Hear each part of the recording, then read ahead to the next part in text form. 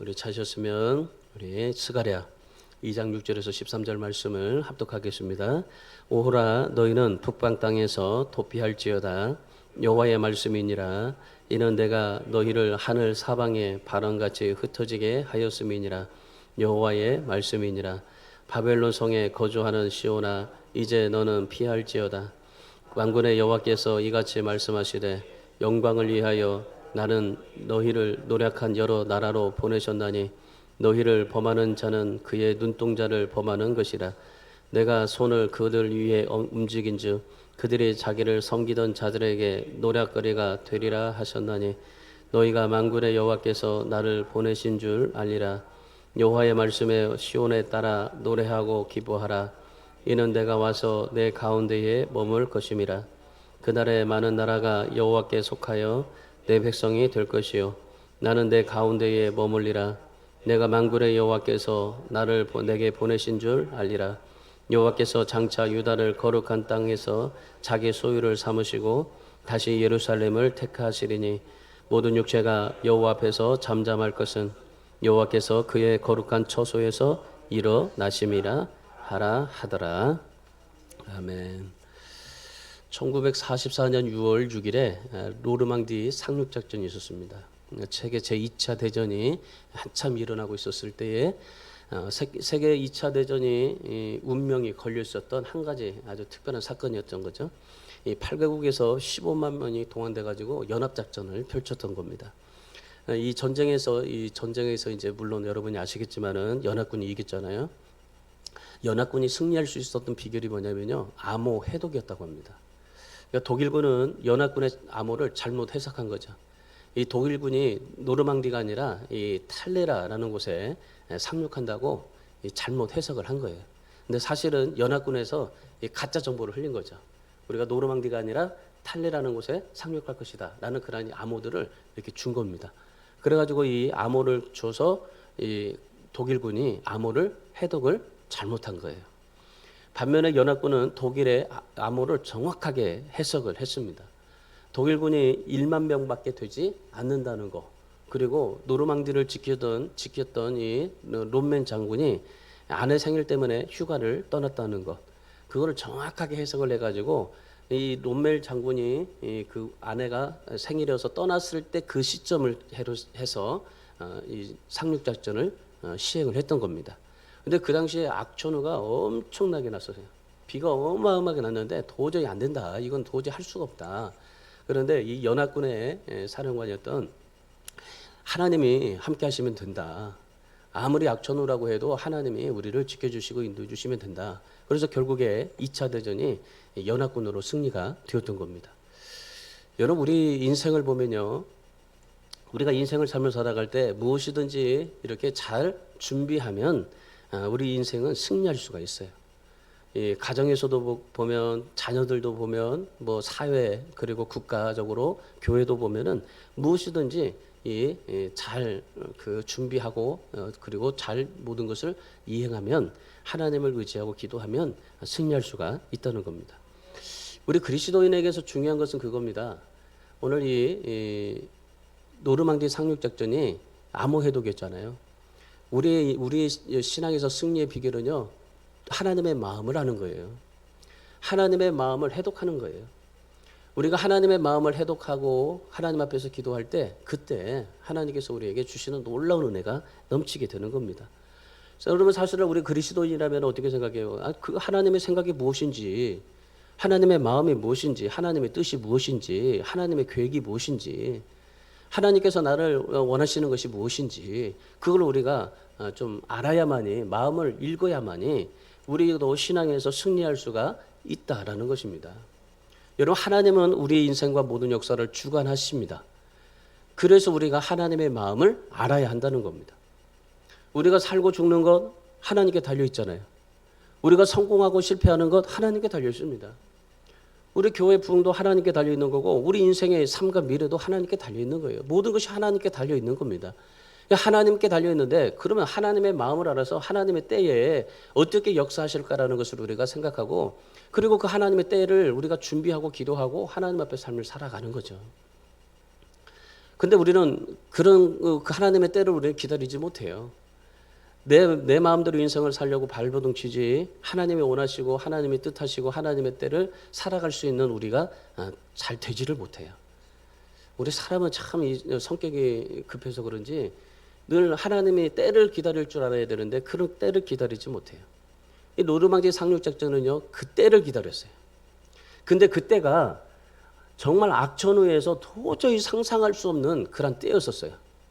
도저히 이거는 이 연합 작전이 성공할 수 있는 그 성공 비율이 아주 뭐 0% 아니지만은 10%나 됐을까요? 도저히 이거는 이길 수 없는 상황이었었어요. 근데 하나님 앞에 기도하는 사람들은 어떻습니까? 하나님 앞에 기도하는 사람들은요, 하나님의 때를 기다린 거예요. 이 때가 하나님의 때다. 아무리 악천후가 와도 하나님의 때는 하나님께서 하신다.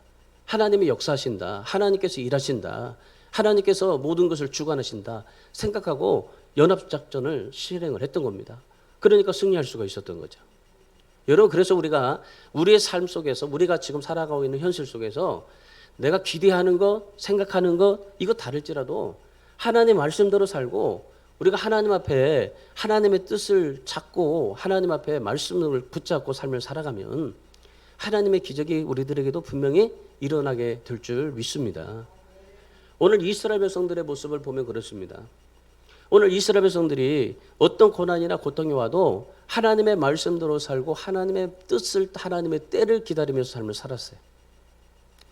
그 전에 우리가 이스라엘 역사를 보면 얼마나 그 하나님이 축복하셨고 하나님이 선택하시고 하나님이 축복하셨고 그들을 인도하셨고 가나안 땅에서 얼마나 부강한 나라가 되게 하셨습니까? 근데 우상을 섬기고 그들이 바벨론에 멸망을 당하고 그런 역사적인 그런 전철을 우리가 보면서, 그럼에도 불구하고 다 세상의 모든 이스라엘 백성들이 다 그렇게 우상 섬기고 또 그렇게 우상을 섬기면서 나라가 멸망했지만은, 그럼에도 불구하고 그 가운데는 남은 자들이 있었다는 거죠. 하나님을 정말 적극적으로 하나님을 의지하고 하나님을 믿고 하나님을 바라보고 하나님을 생각하면서 살아갔던 사람들이 있었다는 겁니다. 제가 필리핀에 가서 볼 때요, 그래요. 필리핀이 다 뭐 저기 그 천주교지만은 그들은 천주교를 믿고 있지만은, 그러나 그 가운데서도요, 진짜 하나님을 믿고 구원의 역사를 바라보는 사람들이 간절함이 있어요. 그래서 그들이 교회를 찾아와요. 우리는 하나님 앞에 우리가 삶을 살아갈 때 내가 어떤 고난과 고통이 와도 하나님의 말씀을 붙잡고 삶을 살아가는 사람, 그런 사람이 되어야 되는 거죠. 우리 이 나라도 뭐 얼마나 지금 뭐 얼마나 많이 그 나라가 악해지고 타락해져 있습니까? 전 세계적으로 볼 때요, 지금 우리나라도 보면은 영국이 닮았던 신앙을 미국이 닮아갔고 미국이 닮았던 신앙을 우리가 지금 닮아가고 있는데, 우리도 그런 상황이 오는 것 같아요.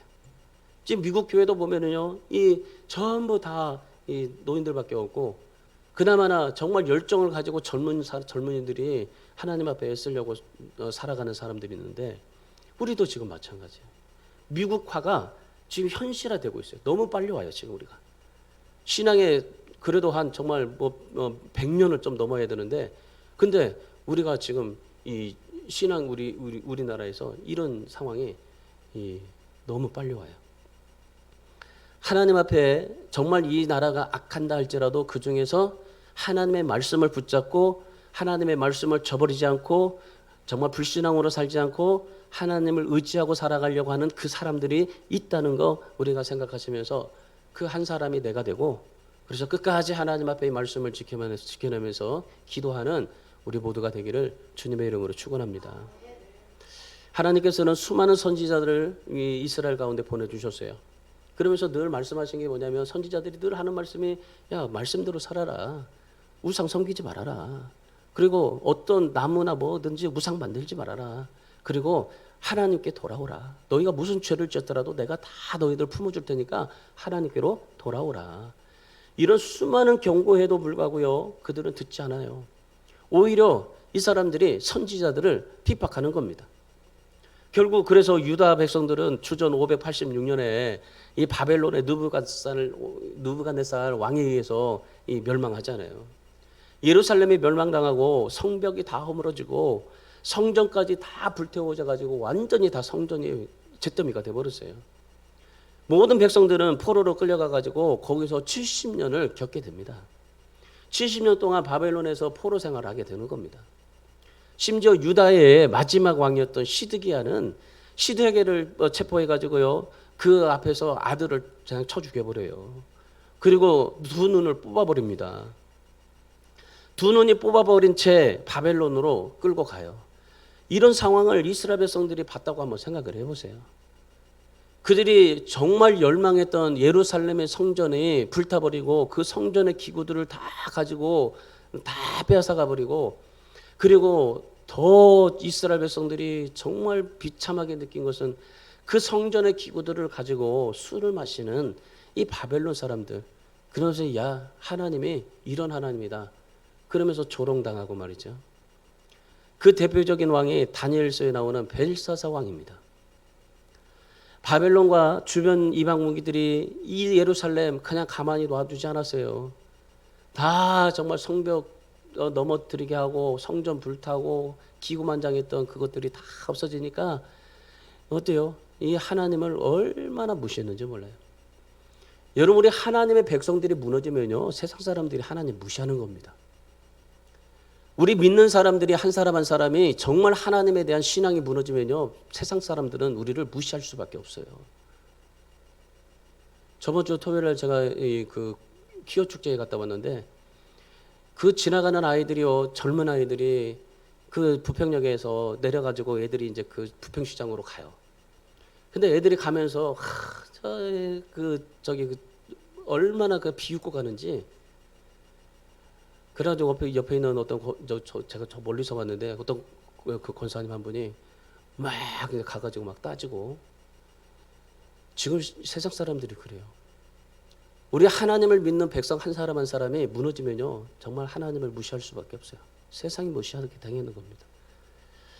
오늘 이 이스라엘 백성들이 그렇게 정말 기고만장했는데 그것들이 다 무너져 버렸어요. 스가랴 1장 15절 말씀에 보면 하나님은요, 조금만 진노하셨는데 바벨론은 힘을 내어서 이스라엘 백성들에게 고난을 더했다고 그래요. 그러니까 기고만장했던 이스라엘 백성들을 아주 기고만장하게, 더 기고만장하게 핍박을 했던 것이 바벨론입니다. 근데 여러분, 바벨론이 기고만장해서 교만하고 그리고 그렇게 살았다고 할지라도요, 근데 하나님의 때가 되면 그 바벨론도 어쩔 수가 없어요. 하나님은 하나님의 때가 정하신 때가 되었을 때 그때 어떻게 됩니까? 바벨론이 완전히 망하게 되잖아요. 그러니까 이스라엘 백성들은 어떤 삶을 살았냐면요, 지금 우리가 바벨론의 포로가 되어가지고 저 바벨론 애들이 교만하고 정말 그렇게 못되게 하고 막 그런데도 이스라엘 백성들이 참고 또 참고 인내하고 또 인내하고 감사하면서 살아요. 그리고 뭘 하냐면요, 하나님의 때를 기다립니다. 하나님의 때를 기다리면서 하나님께서 반드시 역사하실 그 때를 기다리면서 고난과 그런 핍박과 그런 여러 가지 환난 속에서 하나님 앞에 믿음을 붙잡고 말씀을 저버리지 않고 삶을 살아가게 됩니다. 오늘 하나님께서 이 스가랴에게 하나님의 때가 되면은 어떠한 역사들이 일어날 것인가에 대해서 오늘 본문에서 말씀을 합니다. 하나님께서 이 때가 되어 일어나신다고 하는데, 이 때가 되어 일어나시면 어떤 일을 하냐면 세 가지를 하신다고 그래요. 첫 번째로 어떤 일을 하시냐면요, 하나님의 손을 움직여 주시겠다고 하십니다. 이스라엘 백성들을 향해서 하나님의 약속이 이거였었어요. 8절과 9절 말씀에. 8절 9절의 말씀에 보시면은 만군의 여호와께서 이같이 말씀하시되 영광을 위하여 너희를 노력한 너희 여러 나라로 보내셨나니 너희는 범하는 자는 그의 눈동자를 범하는 것이라. 내가 손을 그들 위에 움직인즉 그들이 자기를 섬기던 자들에게 노략거리가 되리라 하셨어요. 참으로 기가 막힌 하나님이죠. 하나님께서 지금 이스라엘 백성들을 노략하는 그들을 하나님의 손이 그들 위에 움직이면 하나님께서 그들을 노략거리가 되게 해 주시겠다고 말씀하시는 겁니다. 너희를 범하는 자는 나의 눈동자를 범하는 것이다. 여러분, 우리 눈 보세요. 눈 보면 얼마나 아파요. 눈이 조금만 티가 들어가도 얼마나 고통스러워요. 병원을 가지 않으면 될 수가 없는 상황인데, 그런데 하나님의 눈동자를 범하는 거 왜요? 하나님의 말씀을 저버리고 살았던 이스라엘 백성들이, 그 바벨론 사람들이 그렇게 이스라엘 백성들을 학대하고 핍박했는데, 그 핍박하는 그것을 하나님의 눈동자를 범하는 것이다. 하나님을 핍박하면 그 하나님의 눈동자를 범하는 것이다. 여러분, 우리 조심해야 돼요. 우리가 하나님을 섬기면서도 하나님을 내가 하나님을 핍박하는 거요, 이거 조심해야 돼요. 왜냐하면 하나님의 눈동자를 범하는 것이기 때문에요. 이것을 좀 더 쉽게 풀어보면 이렇습니다. 하나님의 영광을 위해서 내가 너희를 포로로 보냈지만은, 그러나 내가 손을 움직여서 포로된 너희를 이끌어가지고 본래의 자리로 돌아오게 하시겠다. 만약 너희를 해하는 자가 있으면은 내 눈동자를 범하는 것이 될 것이다. 하나님께서요, 우리 한 사람 한 사람을 뭘로 보십니까? 눈동자로 보십니다. 우리 눈에는요, 수십만 개의 억만 개의 회로들이 있어요. 그 회로들이 우리를 지켜주고 있는데, 그게 끊어지면은 우리는 뭐가 와요? 망막도 오고, 그 다음에 실명도 오고 그래요. 하나님께서 우리를 눈동자같이 여겨주시겠다. 하나님의 여러분의 모든 삶, 여러분의 인생, 여러분의 모든 것을 눈동자같이 여겨주시겠다고 하시는 거예요. 그만큼 하나님은 그 눈동자의 회로 하나하나를 하나님이 여러분에게 지켜주시겠다고 하시는 거죠. 여러분, 눈동자같이 지켜주시고 주의 날개 아래 감추사라고 그랬어요. 시편 17장 8절에 말씀해 보시면, 내가 너를 눈동자같이 지켜주시고 주의 날개 그늘 아래 감춰주시겠다. 얼마나 아름다운 약속입니까? 하나님이 이스라엘 백성들을 보호하시고 자기 눈동자같이 지켜주시겠다고 하시는 거예요. 여러분, 오늘 우리를 하나님께서 눈동자같이 지켜주시겠다고 합니다. 이 약하고 여린 눈, 신체 중에서 가장 정말 이 소중한 눈, 이 눈동자와 같이 하나님께서 우리를 지켜주시겠다 하시는 것입니다. 우리가 눈에 위험을 감지하면 본능적으로 이 손이 올라가요. 마찬가지입니다. 하나님께서 여러분이 어렵고 힘들고 답답한 일 생기면요, 하나님은 자동적으로 손이 올라가요. 하나님은 여러분을 그냥 내버려 두시지를 않아요. 그래서 항상 하나님이 여러분을 지켜주고 있어요. 눈동자에 뭐가 감지되면 손이 올라가듯이, 하나님이 여러분이 뭔가 좀 감지되면요, 하나님은 여러분에게 손이 올라가고 있어요. 그리고 하나님의 때가 되면은 하나님이 반드시 여러분을 하나님께서 축복하시는 그런 모습으로 바꿔지게 되는 겁니다. 이스라엘 백성들이 바벨론 포로에서 고통을 당할 때 하나님의 손이 올라간 거예요. 그러니까 어떻게 했습니까? 백성들과 함께 고통을 당하신 거죠. 하나님의 손이 자동적으로 이렇게 올라가니까 그들을 지켜주시고 고통 속에서 같이 함께 하시고, 이스라엘 백성들이 아파할 때 하나님이 같이 아파하시고, 눈동자같이 지켜주셨듯이 신실하신 하나님께서 본능적으로 하나님이 그들을 지켜주셨던 거예요. 오늘 우리에게도 하나님께서 본능적으로 여러분을 도와주고 계시다는 사실을 믿으시기 바랍니다. 이스라엘 백성들을 지켜주기 위해서 하나님께서 어떻게 해주셨어요? 손을 움직여 주셨잖아요. 정확하게 말하면요, 어떻게 했냐면요, 9절 말씀을 다시 한번 보세요.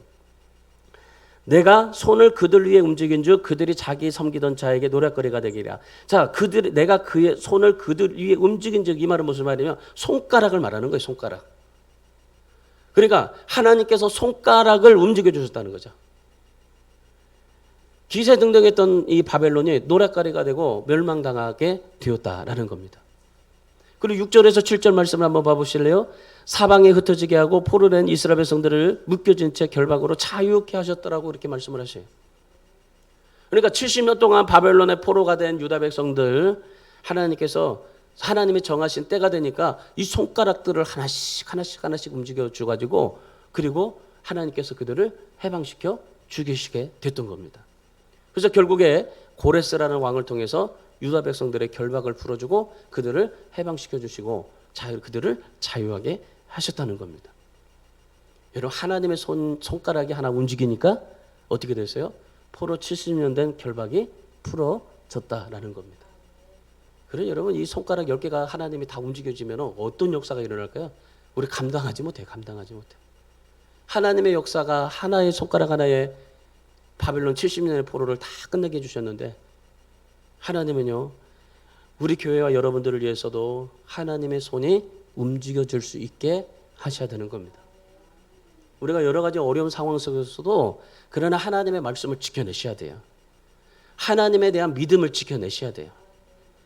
다른 사람은 뭐라고 해도 정말 우리는 하나님의 말씀을 지켜내고 이 나라가 아무리 썩었다 할지라도 우리는 하나님의 말씀을 지켜내고 하나님의 뜻을 정하고 하나님 앞에 기도하고 하나님 앞에 말씀대로 살고 그리고 하나님의 뜻을 기다리는 그런 사람들이 돼야 돼요. 그래서 하나님의 때가 되면 손을 움직이게 하시는 겁니다. 그래서 우리가 어떤 결박도 어떤 고통도 어떤 질병도 어떤 문제도 모든 묶여진 모든 것들이 다 풀어지고 오늘 말씀처럼 자유하게 하시는 하나님, 하나님께서 이 손가락을 움직였더니 포로에서 자유케 하시는 하나님, 그 자유함이 오늘 우리에게도 나타나서 여러분의 인생의 삶 속에서 하나님의 손가락이 움직여서 여러분의 모든 그런 문제와 모든 질병과 고통과 모든 그런 이 고민거리에서 자유케 되는 그런 축복을 누리시기를 주님의 이름으로 축원합니다.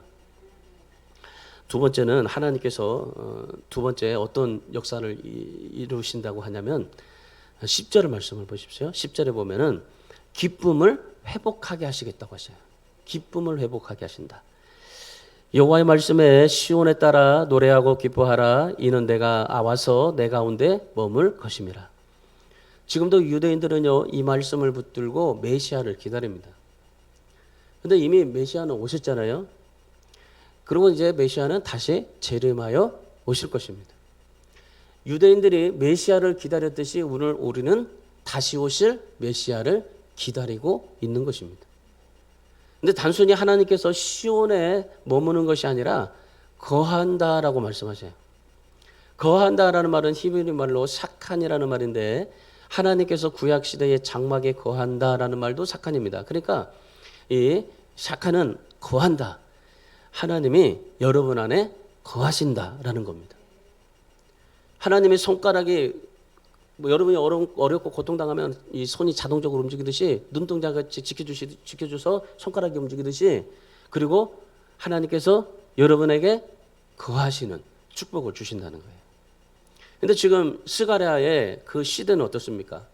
이 스가랴의 현실은 어때요? 이 포로 생활을 하잖아요. 포로 생활. 70년 동안 포로 생활하고 살다 보니 얼마나 힘들었겠어요. 성벽도 무너지고 성벽이 다 잿더미가 되고 그다음에 이 70년 동안 이 예루살렘이 그냥 가만히 놓아뒀으니 어떻게 되겠어요? 완전히 황폐하게 됐죠. 그런 상황이었었어요. 그리고 나서 이제 스가랴가 이제 70년이 되고 나서 하나님께서 때가 되어서 70년이 되고 나서 이제 고국으로 돌아갔어요. 돌아갔는데 보니까 어때요? 모든 것이 다 폐허돼요. 재건하자니 막막하고 이거 뭐 어떻게 할 수가 없어요. 어떻게 이거를 어떻게 재건하고 어떻게 이걸 다시 회복하고 어떻게 할 수가 없었어요. 캄캄한 정말 상황이었었습니다. 어두움 속에 있었습니다. 근데 하나님께서 스가랴를 통해서 환상을 주십니다. 시온에 있는 모든 백성들이 노래하고 기뻐하게 될 것이다. 그런 하나님의 예언의 말씀을 주세요. 11절 말씀 한번 보세요. 11절에 그날에 여호와께서 내 가운데 머물리라 거하리라 하십니다. 그러니까 하나님께서 뭐 하신다는 거예요? 메시아가 너희 가운데 거하게 하신다. 여러분 하나님께서 정하신 때가 되니까 시온에 사는 모든 백성들이 노래하고 기뻐하게 됩니다. 그런데 노래하고 기뻐할 수 있는 것은 뭡니까? 하나님께서 임하시고 내 가운데 머물기 때문이다라고 말씀하시는 겁니다. 그래서 예수 그리스도가 메시아로 오셔서 내 가운데 임하여 머물면 거하면 하나님께서 기쁨과 노래할 수 있는 하나님의 축복을 베풀어 주시게 될 것이다. 이스라엘 백성들이 범죄했을 때 하나님께서 어떻게 하셨어요? 침묵하셨잖아요. 다시 예루살렘에 돌아와서 백성들 가운데 하나님께서 거하셨던 것입니다. 여러분 하나님은 우리를 떠나시는 분은 아니지만은 침묵하고는 계셔요. 근데 하나님의 정하신 때가 되면은 하나님께서 우리 안에 다시 거하시게 된다라는 말입니다. 하나님이 거하신다 이 말은요 임마누엘이라는 뜻입니다. 그러니까 하나님께서 이스라엘 백성들에게 임마누엘의 하나님으로 거하신다는 거죠. 이건 예수 그리스도잖아요. 그러니까 이스라엘 백성들이 포로에서 돌아왔을 때 그럴 때 이 예수님께서 그들에게 거하셨다라는 겁니다. 그리고 그 거하심으로 인해서 노래하고 기뻐할 수 있는 삶을 살아가게 해주신다라는 겁니다. 여러분, 그래서 우리가 신앙생활할 때 중요한 건 그겁니다. 지금 이스라엘 백성들이 포로세고 그리고 정말 포로 생활하면서 얼마나 힘들었어요. 그리고 또 이스라엘 백성들이 그 포로에서 돌아가 가지고 또 그 예루살렘을 재건하려고 하니까 엄두도 나지 않았고, 또 예루살렘을 성벽을 재건할 때 그 주변에 있는 많은 그런 사람들이 얼마나 조롱거리하고, 성벽 조금 지으면 와서 가지고 밤에 와서 다 무너뜨려 버리고, 또 조금 지으면 또 무너뜨리고, 조금 지으면 무너뜨리고, 다 얼마나 힘드는지 몰라요.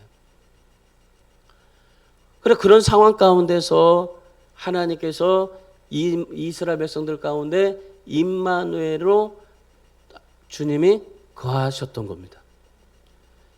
거하시니까 임재하심으로 뭐가 회복이 돼요? 기쁨이 회복이 되더라 그래요. 우리 인생이에요. 우리 신앙생활 속에서 우리에게 기쁨이 회복되는 것은요, 예수님이 내 안에 임재하시는 것밖에 없습니다.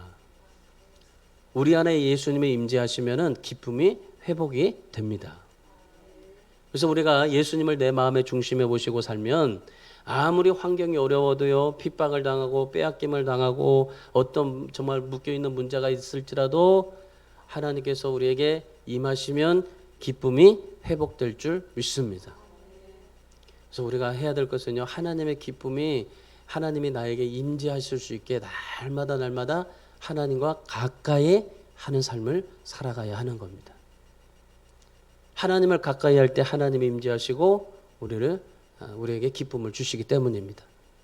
그래서 여러분, 우리 삶의 기쁨은요, 어떤 환경에 따라서, 여건에 따라서 기쁨이 아니에요. 내 안에 주신 주님 때문에 진짜 기뻐하시는 그런 삶이 될 수 있기를 주님의 이름으로 축원합니다. 아무리 여러분을 공격하고 어떤 문제가 있을지라도요, 두려워하지 마세요. 하나님은 여러분에게 손을 움직여주고 계시고, 그리고 하나님이 여러분 가운데 거하셔서 기쁨을 회복하게 하시는 겁니다. 그 주님을 믿고 의지하고 따라가고 하나님 앞에 정말 그 믿음을 끝까지 지키면서 살아갈 수 있기를 주님의 이름으로 축원합니다. 마지막 세 번째는요, 하나님이 정하신 때가 되면은 하나님께서 어떤 일을 하시냐면은 하나님께서 처소에서 일어나신다고 하십니다. 오늘 13절 말씀 보세요. 13절 말씀 우리 같이 읽습니다. 모든 육체가 여호와 앞에서 잠잠할 것은 여호와께서 그의 거룩한 처소에서 일어나심이라 하라 하더라. 하나님이 정하신 때가 되면 하나님이 그의 거룩한 처소에서 일어나신다. 지금 바벨론 왕과 이방인들이 큰 소리 치고 있잖아요. 잘났다고 생각하잖아요. 야, 너희 하나님을 믿는 너희가 이것밖에 되지 않느냐. 성전의 기물들을 가지고 술을 마시면서 야, 이게 우리다. 그러면서 우리가 이 정도다. 그러면서 거만하게 그렇게 삶을 살아가고 있습니다. 지금 뭐 세상 보세요. 세상에 많은 사람들이 지금 그렇게 살고 있잖아요. 마치 지금 그 바벨론이 그 이스라엘을 유다를 침공해서 그 빼앗겼던 것처럼 지금 세상 사람들이 우리 그리스도인들의 모든 것을 다 빼앗아 가지고 그렇게 지금 빼앗아서 지금 살고 있다고 생각하고 있는 거예요. 그래서 세상 사람들이 지금 이 우리의 모든 성전을 다 빼앗아 버리고 그리고 지금 우리를 노략거리로 삼고 있고 있는 겁니다. 지금 바벨론 시대와 똑같은 상황을 우리가 접하고 있는 겁니다. 우리 지금 교회 코로나 때문에 다 빼앗겨 버렸잖아요. 다시 회복이 안 돼요, 이게. 주일학교가 지금 그전에 주일학교가 그전에 30%가 있었던 교회 학교가 지금 10%밖에 안 돼요. 그러니까 이 코로나를 통해서 이 바벨론이라는 이 세계가 우리의 교회를 다 무너뜨려 버리고 성벽들도 무너뜨려 버리고 신앙도 빼앗아가 버리고 그리고 우리를 조롱하고 노략거리로 삼고 있는 겁니다, 지금. 그런데 우리가 분명히 기억해야 될 것은 우리가 언제까지 이렇게 되지는 않다는 거예요. 반드시 하나님의 때가 되면 다시 교회는 부흥은 일어나게 돼 있습니다. 반드시 하나님께서 우리 한국교회를 다시 일어날 때가 있어요. 그때를 기다리시고 하나님 앞에 믿음을 굳게 잡고 사셔야 돼요. 세상 사람들이 우리를 노략거리 삼고 뭐라고 해도요, 참 우리는 하나님의 말씀을 지키고 내 입에서 기쁨이 넘치고 찬양이 넘치고 기도 소리가 넘치고 하나님 앞에 그렇게 삶을 살아갈 수 있어야 되는 겁니다. 그러면 하나님께서 정하신 때가 되면요, 하나님께서 모든 것에 역사하시는 거예요. 지금 우리 한국교회는요, 하나님이 침묵하고 계시는 때예요. 우리 한국교회가 얼마나 정말 이 악이 많았고 또 예수 믿는 사람들도 마찬가지예요. 이런 환난 한번 당하니까 지금 예수 믿는 사람들이 거의 다 어떻게 됐어요? 30%가 다 그냥 딱 신앙이 그렇게 교회 다녔던 사람들이 무너져 버리잖아요. 알곡과 쭉정이가 가려져 버리잖아요. 그리고 우리가 하나님 앞에서 이 하나님이 지금 우리 시대를 보면요, 침묵하고 계세요. 근데 저는 소망을 갖는 게 뭐냐면요, 하나님께서 바벨론처럼 70년 후가 되면 반드시 하나님이 정하신 때가 되면은 하나님께서 손을 움직여 주시고 기쁨을 회복시켜 주시고 하나님의 보좌에서 처소에서 일어나시는 하나님의 놀라운 역사가 있어서 우리에게 부흥의 역사가 다시 오게 될 줄 믿습니다. 제가 필리핀에 가서 정말 그런 부흥의 역사를 봤어요. 그들이 정말 이 쌀 하나, 이 봉지 하나 받으려고요, 그렇게 예배를 드리고 그 쌀 한 봉지 받으려고요, 한 700명이 모이더라고요. 그래가지고 그 쌀이 없으니까 그들 한 달 생활비가요 32,000원입니다. 한 달 생활비로요, 먹고 뭐 입고 그리고 모든 것을 할 수 있는 생활비가 32,000원이에요. 그러니 그들이 쌀이 있겠어요? 쌀을 살 수가 없어요. 그러니까 맨날 죽을 먹어요. 바나나로 죽을 만들어 먹더라고요. 바나나로 죽을 먹어요. 망고 저희가 이제 그 숙소에서 두리안을 사와가지고 먹었는데 이 사람들이 두리안을 못 먹어요. 아니 왜 필리핀에서 나는 망고와 두리안을 왜 못 먹냐고 했더니 비싸서 못 먹는데. 두리안 그 수박 한 덩어리가 4만 원이에요. 4만 원. 그들 돈으로 4만 원. 그들이 한 달 생활비가 32,000원이에요. 그러니까 두리안을 먹을 수가 없어요. 망고를 먹을 수가 없어요. 그러니까 늘 그냥 바나나로 죽 먹고 쌀이 없어요. 쌀이. 그래가지고 그 쌀을 받으려고 깐난 애기부터 이 젖먹은 애기부터 데려와가지고 그 증조부까지 다 데려와서 쌀을 10개씩 가져가요. 그걸로 살아요. 그거를 이 사람들이 6개월을 기다린 거예요. 1년에 이 선교단체에서 2번을 가게 되는데 2번을 가는데 6개월 동안 그걸 기다리고 있었던 거예요. 그래가지고 거기서 이제 행운권 추첨도 하고, 그래가지고 그때 거기서 이제 한 달 생활비 3만 원도 주고, 그걸 얼마나 그들이 그렇게 삶을 살아가는지. 우리는 참 이렇게 뭐 먹고 마시고 그렇게 살 수 있지만은 아이들이 학교를 다니는데 돈이 없어서 못 다녀요. 돈이 없어서 못 다니는 게 아니고 학비는 정부에서 대주지만은 이 학용품 옷이 없어요. 학용품하고 옷을 살 수가 없어요. 그러니까 아이를 학교를 못 보내요. 그러니까 늘 그냥 방치되어서 그래 살아가게 만들어주는 거죠. 우리가 하나님 앞에 우리가 삶을 살아갈 때 하나님이 우리 이 민족을 볼 때 하나님께서 그렇게 축복하셨는데 지금 이 나라가 이 상황을 보세요. 근데 하나님이 반드시 이 필리핀에 지금 놀라운 하나님의 성령 역사들이 일어나는 것처럼 오늘 우리에게도 반드시 하나님께서 하나님이 처소에서 일어나시고 하나님이 우리에게 또 큰 하나님의 부흥을 허락하게 하시게 될 줄 믿습니다. 우리 교회도 하나님의 처소, 거룩한 처소에서 일어나셔서 우리의 교회도 하나님의 부흥이 일어나게 하실 줄 믿습니다. 성전에서 이 처소에서 일어나신 하나님께서 어떻게 하셨어요? 놀라운 일을 하시기 시작하시는 겁니다. 하나님께서 처소에서 일어나심으로 인해서 어떻게 해요? 놀라운 일들이 일어나요. 어떤 일들이 일어나요? 포로에서 돌아온 백성들이 이 성전 재건을 해야 되는데 엄두가 나지 않았어요. 그럴 때 하나님께서 뭐라고 말씀하시냐면은 잠잠하라. 하나님이 역사하신다. 주님께서 하신다. 그러니까 하나님을 믿고 의지하라. 하나님께서 그렇게 말씀하시면서 어떻게 돼요? 이 이스라엘 백성들을 하나님이 성전 재건할 수 있도록 하나님의 관건적인 역사로 성전 재건을 이루게 하시는 것입니다. 이스라엘 백성들이 성전 재건하려고 한 게 아니고 하나님이 성전 재건을 하시는 거예요. 우리가 성전을 지으려고 하는 게 아니라 하나님이 성전을 지어주시는 거죠. 이스라엘 백성들이 홍해 앞에서 이 홍해에 도착했을 때 모세를 원망했잖아요. 우리를 여기까지 이끌어내가지고 우리를 죽이려고 하느냐. 그래가지고 얼마나 그냥 조롱하고 시끄럽고 얼마나 그렇게 했어요. 그럴 때 출애굽기 14장 13절에서 이 뭐라고 그랬어요? 하나님께 모세가 그랬잖아요. 하나님께서 하실 테니까 잠잠하라고. 여러분, 하나님께서 하시면, 하나님의 일어나시면 모든 육체들, 모든 세상, 모든 악한 것들은 다 잠잠할 수밖에 없는 겁니다.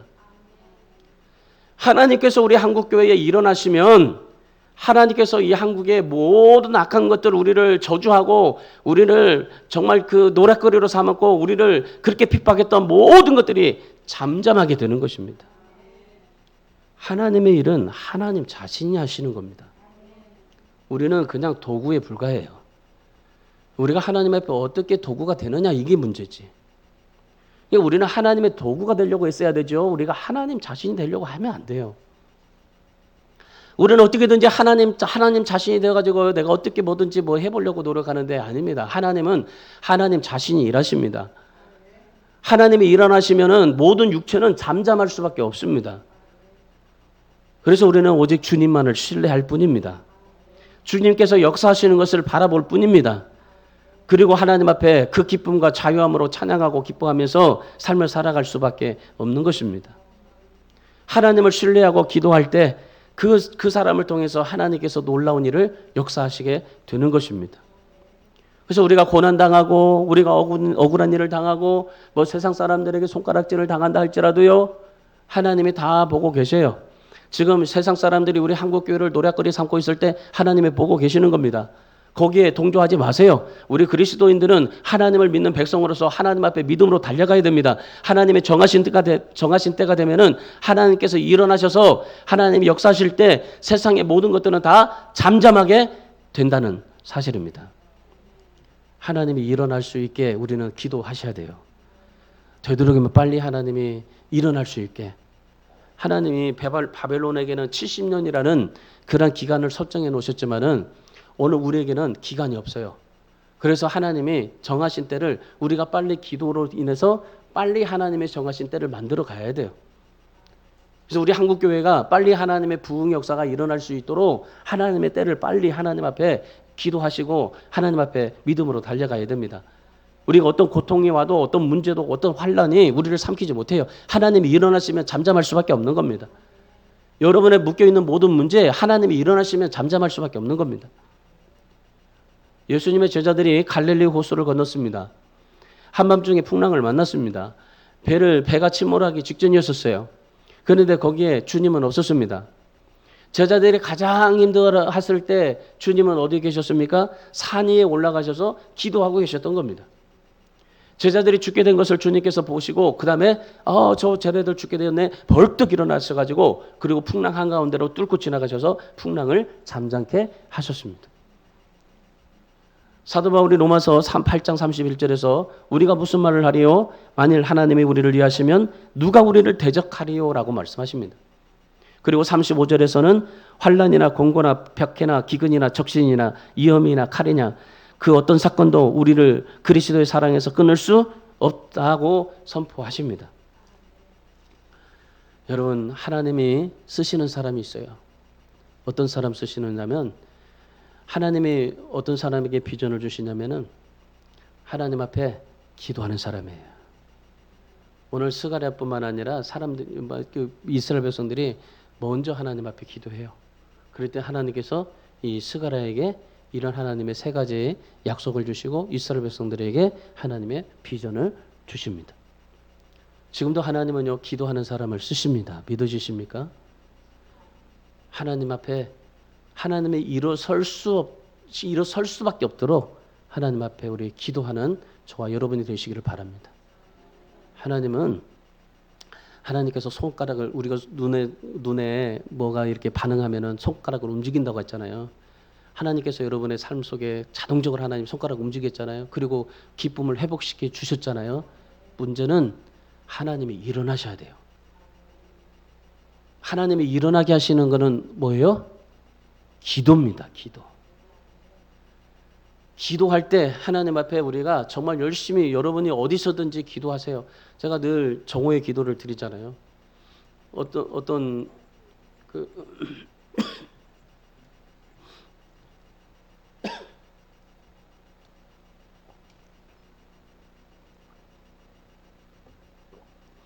제가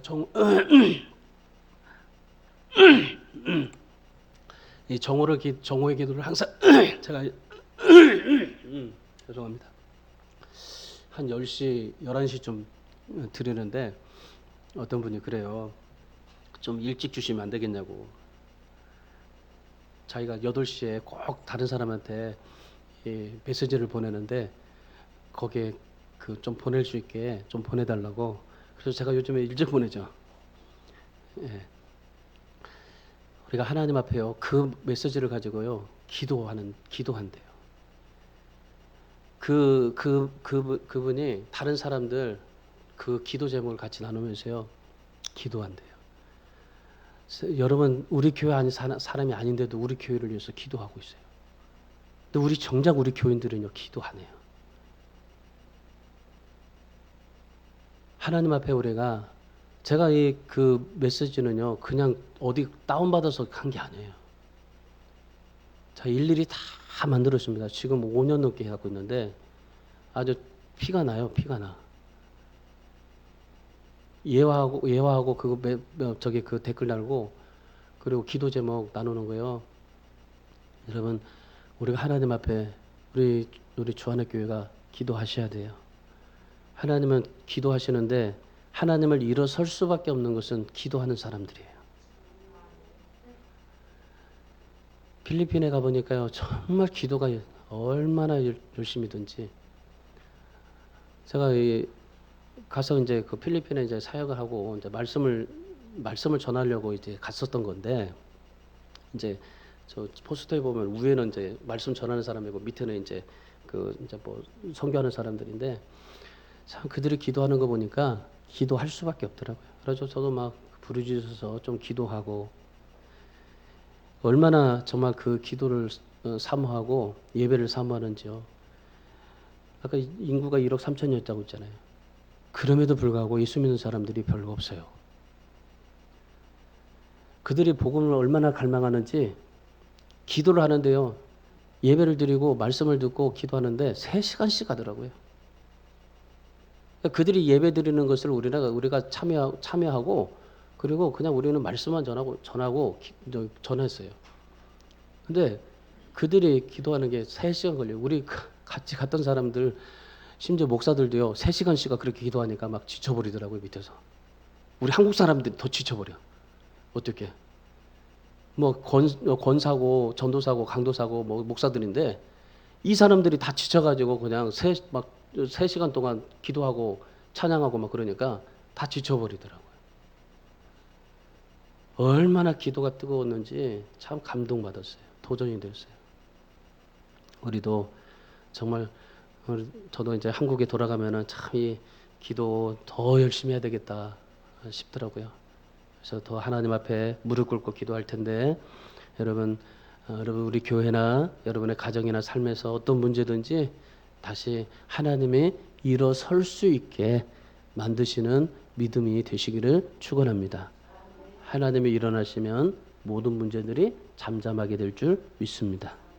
그래서 우리가 하나님 앞에 이제부터 우리 하나님을 일어서시게 하시게, 그리고 하나님의 손가락이 움직이시게, 기쁨을 회복하시게 하는 믿음의 역사를 나타낼 수 있도록 그 하나님 앞에 믿음의 삶을 살아갈 수 있기를 주님의 이름으로 축원합니다. 기도하겠습니다.